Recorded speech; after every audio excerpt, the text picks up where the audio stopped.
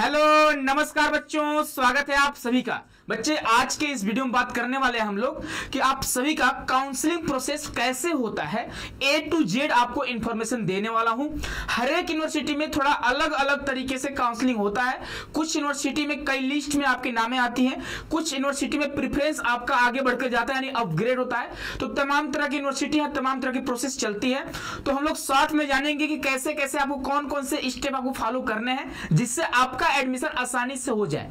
बच्चे इससे ही पहले आपको काउंसलिंग प्रोसेस से रिलेटेड वीडियो मिला होगा, लेकिन यह जो वीडियो है थोड़ा अलग होने वाला, थोड़ा हटकर होने वाला है, क्योंकि यहां पे हम लोग डिटेल में बात करने वाले हैं। ठीक है, तो वीडियो को पूरा आप लोग जरूर देखिएगा, क्योंकि आप अगर नहीं देखेंगे तो आप परेशान मुझे ही करते हो, बोलते हो सर कैसे होगा, क्या होगा, ए यूनिवर्सिटी कैसे कराएगी, कब कराएगी। तो परेशान आप लोग खुद हो जाते हो, खुद भी करते हो बच्चे।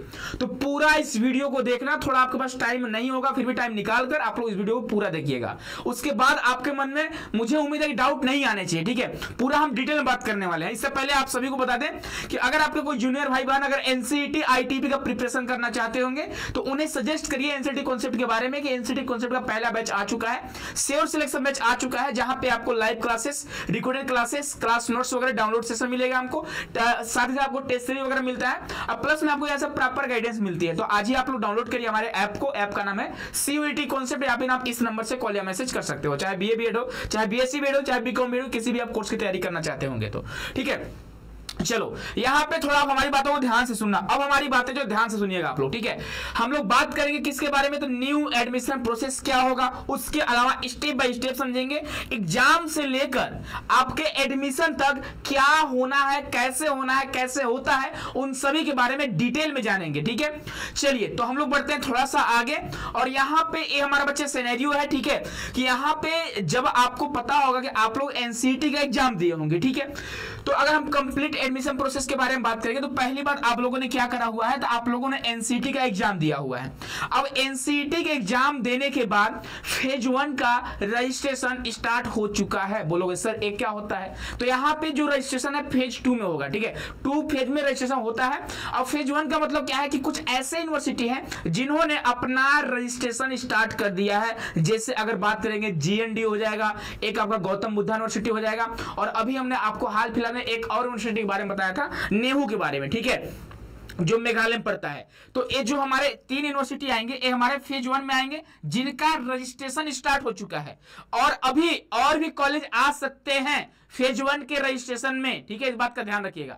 सुनो, अब फेज 1 के रजिस्ट्रेशन के बाद क्या होगा, आप सभी का रिजल्ट आएगा। ठीक है, एनसीईटी का रिजल्ट होगा। आप लोग भी इंतजार कर रहे हो, मैं भी वेट कर रहा हूं कि भैया कब आएगा रिजल्ट। ठीक है, अब रिजल्ट आने के बाद क्या होगा, आप सभी के लिए फेज 2 का रजिस्ट्रेशन स्टार्ट होगा। और यह जो रजिस्ट्रेशन है काफी ज्यादा यूनिवर्सिटी में फेज 2 का रजिस्ट्रेशन होता है, और काफी ठीक ठाक, जैसे आपका आईआईटी हो गया, एनआईटी हो गए, आपके सेंट्रल यूनिवर्सिटी हो गए, वहां पे फेज 2 का रजिस्ट्रेशन होता है। लेकिन कुछ ऐसे यूनिवर्सिटी हैं जो बच्चों की डिमांड थोड़ा कम रहता है, जिनके कट ऑफ थोड़ा कम जाती है, कुछ ऐसे मान लीजिए प्राइवेट टाइप के हो गए, तो वो क्या कराते हैं, फेज 1 का रजिस्ट्रेशन कराते हैं। तो फेज 1 का रजिस्ट्रेशन स्टार्ट हो चुका है। ठीक है, दोबारा आपको रजिस्ट्रेशन उस कॉलेज के लिए या फिर उस यूनिवर्सिटी के लिए नहीं करना होगा, ध्यान रखिएगा। चाहे रिजल्ट आए या ना आए, आपको दोबारा नहीं करना है। लेकिन अगर हम फेज 2 के रजिस्ट्रेशन की बात करेंगे तो यह आपको अभी करना बाकी है, ध्यान रखिएगा, बाकी है। और कैसे करना होता है मैं आपको बताऊंगा। ठीक है, चलिए तो हम लोग बढ़ते हैं आगे। तो यहाँ पे आपको 4 फेज में आपको चीजें आपको देखने को मिल रहे होंगे। तो चलिए हम लोग बढ़ते हैं आगे। तो यहाँ पे आपको एक ग्राफ दिखाई दे रहा होगा। ठीक है, एक आपको कुछ तस्वीर टाइप का दिखाई दे रहा है, इसको ध्यान से आपको समझना हमारी बातों को। अब ध्यान से सुनिएगा आप लोग। ठीक है, चलो पहली बात आप सभी को पता होगा फेज 1 का रजिस्ट्रेशन स्टार्ट हो चुका है। तो यहां पे आपको फेज 1 के रजिस्ट्रेशन के बारे में दिखाई दे रहा होगा कि हमने पहले में ही फेज 1 के रजिस्ट्रेशन के बारे में लिख दिया हुआ है। ठीक है, उसके बाद क्या होगा, आप सभी का एनसीईटी का रिजल्ट आएगा, जो कि अभी तक नहीं आया है। अब सुनो, जैसे ही एनसीईटी का रिजल्ट आता है, रिजल्ट के 2, 3, 4 दिन बाद ही क्या होता है कि सारे यूनिवर्सिटी एक्टिव मोड में आ जाती है, और वो क्या होती है, अपनी काउंसलिंग पोर्टल ओपन करती है। हर एक यूनिवर्सिटी का हर एक कॉलेज का अलग अलग अपना काउंसलिंग पोर्टल होता है, लेकिन डीयू का सिर्फ एक काउंसलिंग पोर्टल है, जहां पे डीयू के 4 कॉलेज का रजिस्ट्रेशन होता है। समझ गए? तो यहां पे अपना जो यूनिवर्सिटी है वो बच्चे काउंसलिंग पोर्टल ओपन करेंगे, उसी बीच बताइए, यहाँ पे देखो, या तो अपना पोर्टल ओपन करेंगे काउंसलिंग पोर्टल, या फिर अगर काउंसलिंग पोर्टल ओपन नहीं करती है बच्चे तो वो अपना गूगल फॉर्म आपको देगी। क्या देगी आपको? वह अपना गूगल फॉर्म देगी। अब गूगल फॉर्म में करना क्या होगा कि आप सभी को, चाहे गूगल फॉर्म हो चाहे उनका काउंसलिंग पोर्टल हो, हर एक यूनिवर्सिटी का अपना एक वेबसाइट होता है, आपको उनके वेबसाइट पर जाकर आपको रजिस्टर करना होगा। चाहे जिस भी यूनिवर्सिटी में आप जाना चाहते होंगे, जो भी आपका ड्रीम यूनिवर्सिटी होगा, आप जिस भी यूनिवर्सिटी में जाओ आपको करना होगा काउंसलिंग। इसके लिए क्या करना होता है? तो इसके लिए आपका स्कोर कार्ड होना चाहिए, यानी एनसीईटी का रिजल्ट का आपके पास स्क्रीनशॉट वगैरह होना चाहिए। उसी के साथ यहाँ पे आपको अपना पूरा डिटेल देना होता है, आप कहां से हैं, मेरे पिताजी का क्या नाम है, माता का क्या नाम है, हम कौन से कास्ट से हैं, हमारा कौन सा कैटेगरी वगैरह है, ठीक है, मैं पीडब्ल्यूडी कोटा से या स्पोर्ट्स कोटा से हूं, सारा डिटेल आपको देना होता है। वहां पे हमारे इतने मार्क्स आ रहे हैं, हमें बीए बीएड करना है, मुझे बीएससी बीएड करना है, मुझे बीकॉम बीएड करना है, मैं इस स्टेट से हूं, मैं इस स्टेट के इस जिले से हूं, सारा डिटेल में आप उन्हें दोगे। और साथ ही साथ आपको पेमेंट भी करना होता है। कुछ यूनिवर्सिटी है जहां पेमेंट नहीं करना होता, जैसे आपका जीबीयू हो गया, वहां पे पेमेंट नहीं करना है, ठीक है। तो कुछ यूनिवर्सिटी है, वैसे मैक्सिमम जो यूनिवर्सिटी पेमेंट कराती है। क्यों कराती है? अगर पेमेंट नहीं कराएगी ना तो आप भी रजिस्टर कर सकते हो, हम भी कर सकते हैं। फॉर्म एग्जाम दिए हो चाहे नहीं दिए हो, हम कुछ डाल देंगे, हम स्कोर कार्ड की जगह पर अपना फोटो डाल देंगे, है ना। तो कुछ बहुत तरह की चीजें होती हैं, इसीलिए यूनिवर्सिटी क्या करती है, आप सभी से 200 रुपए, 250 रुपए, 500 रुपए, जहां ज्यादा 1000 रुपए भी आपसे लेती है। तो आपको देना होगा कब? जब आप पोर्टल पे जाओगे, काउंसलिंग करोगे, उसे बोलते हैं काउंसलिंग करना, चाहे गूगल फॉर्म भरोगे तो आपको पेमेंट भी करना होगा। 1000 रुपए, 500 रुपए, 700 रुपए, 800 रुपए, इस तरह से अलग अलग यूनिवर्सिटी का अलग अलग फी पेमेंट रहता है। जब आप फी पेमेंट करोगे तभी आपका रजिस्ट्रेशन कंप्लीट माना जाएगा, और अगर नहीं करते हो तो कंप्लीट नहीं माना जाएगा, इनकंप्लीट रहेगा और आप उस यूनिवर्सिटी में एडमिशन नहीं ले पाओगे। तो यहां तक हम लोग पहुंच चुके, कहां तक बच्चे? फेज 2 के रजिस्ट्रेशन तक। अब आपका काम खत्म हो जाता है, आप कर दिए रजिस्ट्रेशन, आपने अपना स्कोर बता दिया उनको, और यहां पे तो सर नहीं बता है।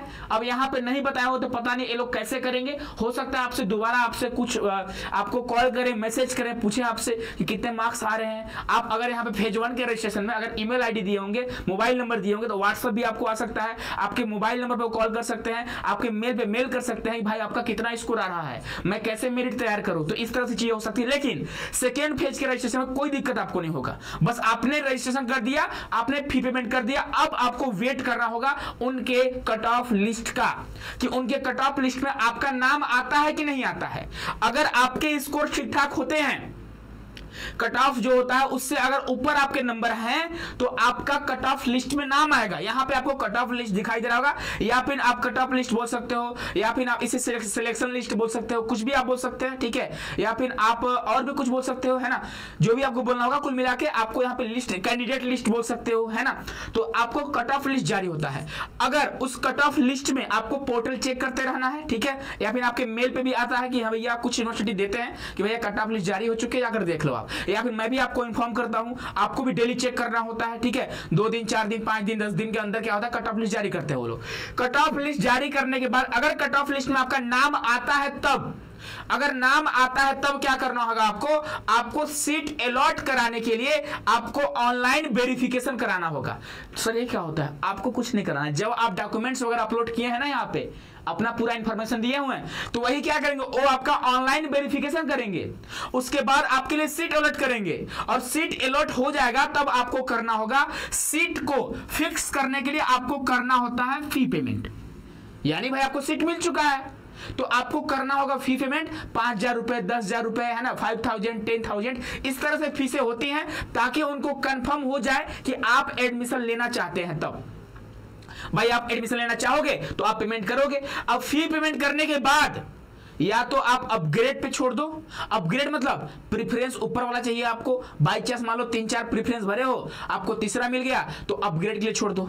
और एक होता है फ्रीज करने के लिए, आप फ्रीज कर सकते हो, फ्रीज एंड लॉक कर सकते हो। अगर आपको पहला प्रेफरेंस मिल गया तो आप फ्रीज एंड लॉक कर सकते हो। और ये समस्या मैक्सिमम वहां पे आती है, डीयू में आती है। डीयू मान लो अगर आप लोग जैसे डिपार्टमेंट ऑफ एजुकेशन भरे हो, फिर जिसे मेरी भरे हो, ठीक है, उसके बाद आप माता सुंदरी भर दिए, श्यामा प्रसाद भर दिए, हो सकता है आपको श्यामा प्रसाद मिला हो, ठीक है, आप चाहते हो सर मुझे जीसस एंड मैरी चाहिए, तो आप अपग्रेड पर छोड़ सकते हो। अपग्रेड यानी कि हो सकता है कि अगले लिस्ट में आपका नाम ऊपर आ जाए, ऊपर वाले कॉलेज में आ जाए, ठीक है, लेकिन आपको पेमेंट करना होगा, ध्यान रखिए, पेमेंट करके आपको अपग्रेड में छोड़ना होगा। ध्यान से एक एक बात हमारी सुनिएगा, जो हम एक एक वर्ड बोल रहे हैं ना, फालतू का नहीं बोल रहे, एक एक वर्ड आपके जहन में आपको बैठाना होगा, आपको काम आएगा। अब सुनो, ये तो मैं उनको बोला जिनका कट ऑफ लिस्ट में नाम आया है। अगर मान लो बाई चांस किसी का नाम नहीं आता है, और जाहिर सी बात है सबके नाम नहीं आएंगे, आपको वेट करना होगा सेकेंड लिस्ट का। बच्चे आपको वेट करने होंगे सेकेंड लिस्ट का। अगर फर्स्ट लिस्ट में आपके नाम नहीं आते हैं तो आपको वेट करना होगा सेकेंड लिस्ट का, और सेकेंड लिस्ट में अगर मान लीजिए नाम आ जाता है तब तो सेम टू सेम यही प्रोसेस आपको यहां तक अपनाने हैं। समझ गए? अब सुनो, कुछ बच्चों का नाम सेकेंड लिस्ट में भी नहीं आता है, तो आप सभी को वेट करना होगा उनके थर्ड लिस्ट का, उनके थर्ड लिस्ट का आपको वेट करना होगा। अब थर्ड लिस्ट में अगर आपका नाम आ जाता है फिर आपको ये सारे प्रोसेस करने होंगे। अगर थर्ड लिस्ट में भी नाम नहीं आता है तो अगर वो यूनिवर्सिटी फोर्थ लिस्ट देती है तो आपको फोर्थ लिस्ट का वेट करना होगा। अगर वो यूनिवर्सिटी स्पोर्ट राउंड कराती है, यानी स्पोर्ट राउंड भी कराती है, जैसे कुछ बच्चे होते हैं ना जो फर्स्ट लिस्ट में नाम आया, एडमिशन ले लिए, फिर छोड़ना चाहते हैं क्योंकि उनका कहीं और एडमिशन हो रहा है, तो छोड़ती है। सेकेंड लिस्ट वाले बच्चे भी कुछ छोड़ देते हैं, कहीं और एडमिशन ले लेते हैं, थर्ड वाले भी छोड़ देते हैं, तब आपके लिए स्पोर्ट राउंड आता है या फिर मोपअप राउंड आता है, ठीक है। यानी यहां पे आपके लिए 3-4 लिस्ट आते हैं, तो आप सभी को हार नहीं मानना है, आपको देखना होगा कि हमारे कौन से लिस्ट में मेरा नाम आ रहा है, ठीक है। तो 3, 4, 5, 6, 7, 8, 9, 10 भी आ सकती है, जितने भी लिस्ट आए आपको सारे लिस्ट का वेट करना होगा, ठीक है। तो मैक्सिमम जो जैसे कि मिनिमम जो लिस्ट आती है ना 3 कंफर्म आते हैं, 3 तो आती ही है, ठीक है। उसके बाद स्पोर्ट का आती है, मूव अप राउंड का आती है, तो उसके लिए आपको वेट करना होगा, ठीक है। अगर वहां पे आपकी नाम आती है तो आप इस तरह से पेमेंट वगैरह करके आप सीट को रिजर्व कर सकते हो, फिक्स कर सकते हो, ठीक है। अगर सीट फिक्स हो गया, आपने पेमेंट भी कर दिया, कुछ दिनों बाद आपको यूनिवर्सिटी आपको बुलाएगी अपने कॉलेज में, भाई आप पढ़ना चाहते हो? हाँ सर। पेमेंट कर दिए हो? हाँ सर। आ जाओ सारा डॉक्यूमेंट लेकर मेरे पास। क्यों सर? मेरे को वेरिफिकेशन करनी है। क्या तुम फर्जी डॉक्यूमेंट तो अपलोड नहीं कर दिए हो यहां पे? क्या तुम फर्जी तो नहीं अपलोड कर दिए हो?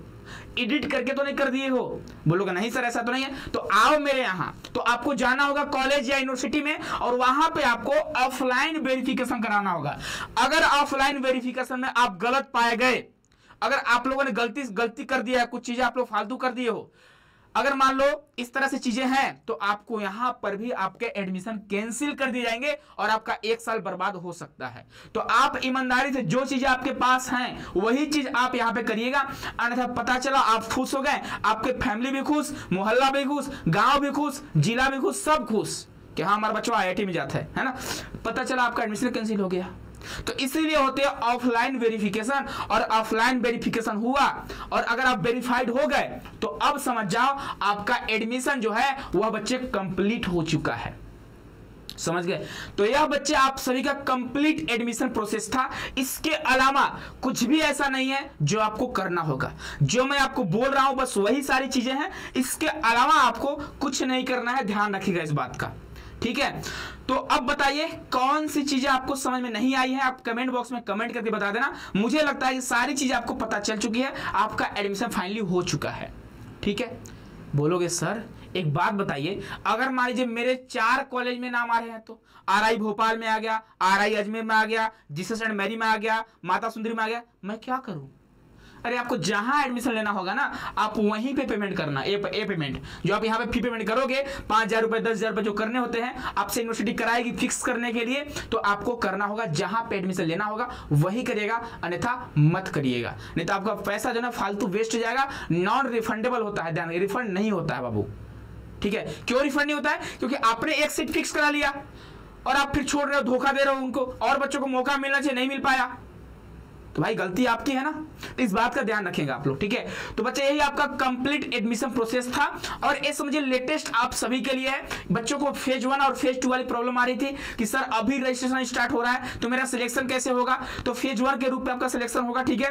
अगर आपका रिजल्ट के बाद रजिस्ट्रेशन करते हो तो फेज 2 के रजिस्ट्रेशन आपका एडमिशन होगा, है ना। तो फेज 1 क्या होता है सर? तो एक ऐसा रजिस्ट्रेशन प्रोसेस है जहां पे यूनिवर्सिटी बच्चों को मौका देती है रिजल्ट से पहले कि आप आइए फॉर्म भरिए, और ऐसे ही यूनिवर्सिटी होती है जिनकी डिमांड थोड़ा कम होती है, ठीक है, जहां पे बच्चे जाना उतना पसंद नहीं करते हैं, जहां पे कम मार्क्स वाले बच्चों का एडमिशन होता है, वैसे ही यूनिवर्सिटी क्या होती है फेज 1 का रजिस्ट्रेशन कराती है, लेकिन वो भी अपना लिस्ट जारी करेगी कब? रिजल्ट के बाद ही करेगी।